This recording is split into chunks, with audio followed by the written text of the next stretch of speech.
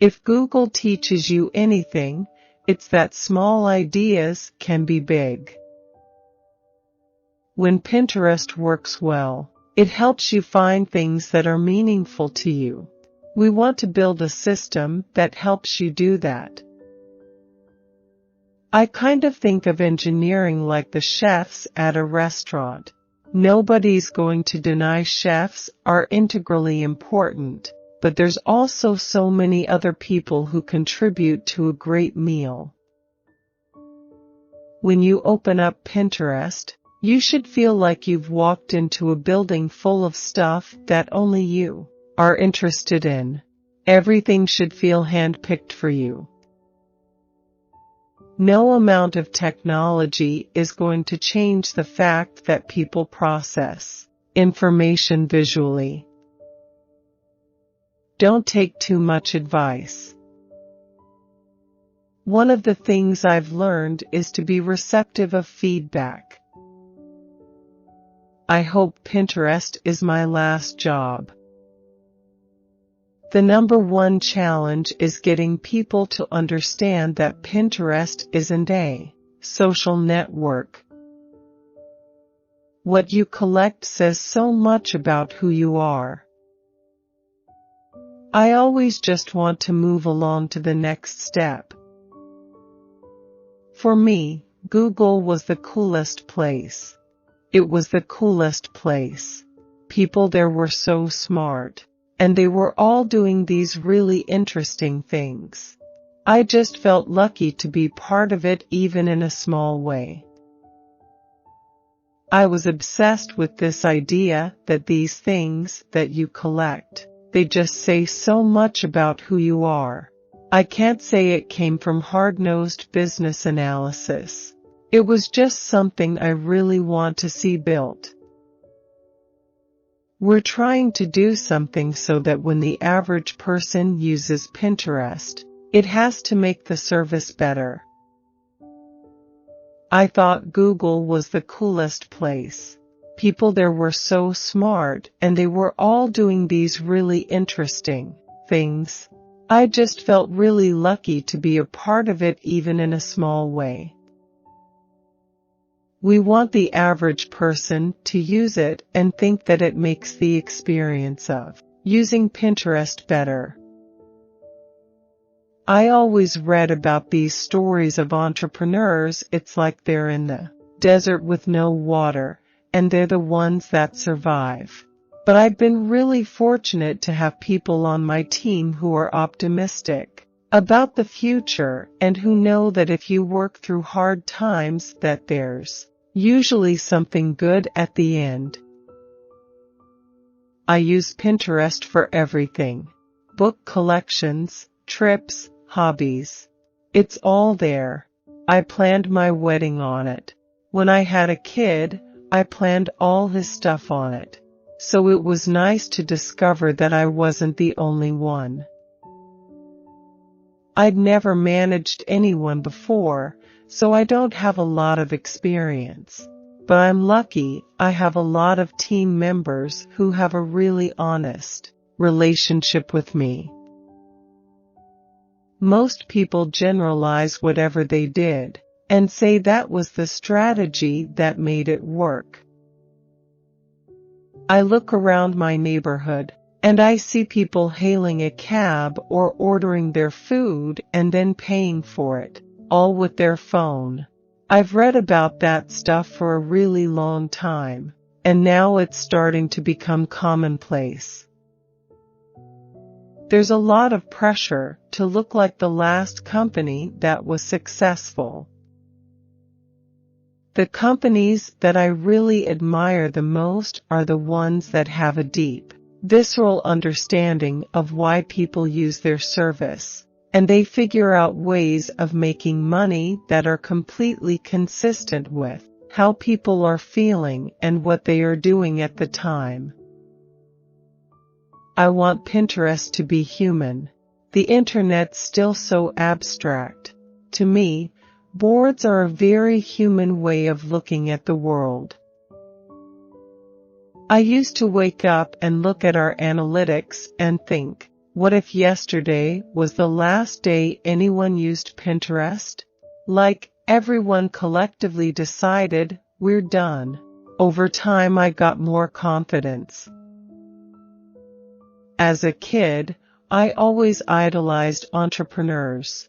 I thought they were cool people in the way that I thought basketball players were cool people. It's cool that some people get paid to dunk basketballs, but I'm not one of those people. So March 2010, we launched Pinterest, and we were at 3,000 accounts. And that wouldn't be so bad if we hadn't started building Pinterest actually in November 2009. And that alone wouldn't have been so bad if I hadn't left my job to start a company in May 2008. There are a lot of really valuable services that are always pushing you to communicate with other people. But there are relatively few services that are about helping you be the person you want to be and fulfilling your ambitions. I always describe Facebook and Twitter to some extent as them time. It's time about the world and what's outside of you. Pinterest, for a lot of users, is me time. What do I want my future to be? Who am I? What are the things I want to do? The biggest thing about Pinterest is that people are there saving ideas for their personal lives, not to rile up other people or make a big statement. From the outside, there's a perception Silicon Valley is full of really young, geeky guys. The reality is there are lots of different types of people there. So many things that I was excited about as a kid were about proximity. The idea that somebody could grow up in rural Iowa and be into breakdancing. Because of YouTube, that was a really simple, profound idea. I really liked insects, all kinds, flies, grasshoppers, weevils. At a small company, so much of the trick is focus. Not only can you only do a finite number of things, but you have to do them in the right order. The whole reason Pinterest exists is to help people discover the things that they love and then go take action on them. And a lot of the things they take action on are tied to commercial intent. A lot of the future of search is going to be about pictures instead of keywords. Computer vision technology is going to be a big deal. My parents are doctors, both my sisters are doctors, so I figured I'd just be a doctor too. Sometime in my junior year, I had this sudden realization that maybe that wasn't for me. I was sort of lost at sea. I think anyone who makes products has this simultaneous joy and, almost, shame looking at it. You look at it all day, and all you can see is all these things you want to make better. Google was like the only company that was like, we're making so much money. Let's take a picture of every street in the world. Nobody does that. I think that a lot of the most talented and driven people, they're not super deterred by failure. So if you put out a really big challenge, I think they get reality excited by that. They say, hey, why not? Let's go give it a shot. And if we fall short on that, at least we took a shot at doing something really important and meaningful. I've worked on products where they go down in the middle of the night, and no one notices. You get the site down notice, but it doesn't matter.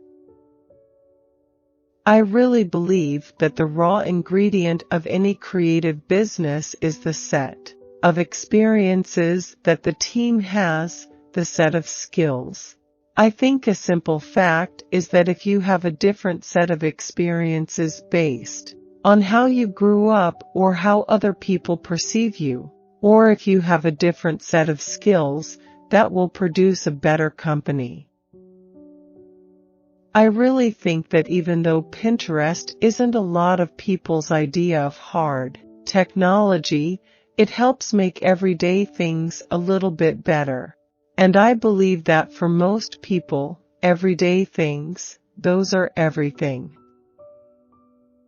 I think there are a lot more people that don't use Pinterest in the world than do use it, so for most people, that first experience is really, really important. I think feeling really close and in touch with that first user experience is pretty basic to making it better every day. One of the hard parts about building a service that you use yourself is that it's easy to forget what it was like the very first time someone signs up. Every once in a while, I'll create a brand new account and give it a try and see how hard it is to find things that I really love. See if I'm using it or thinking about it differently.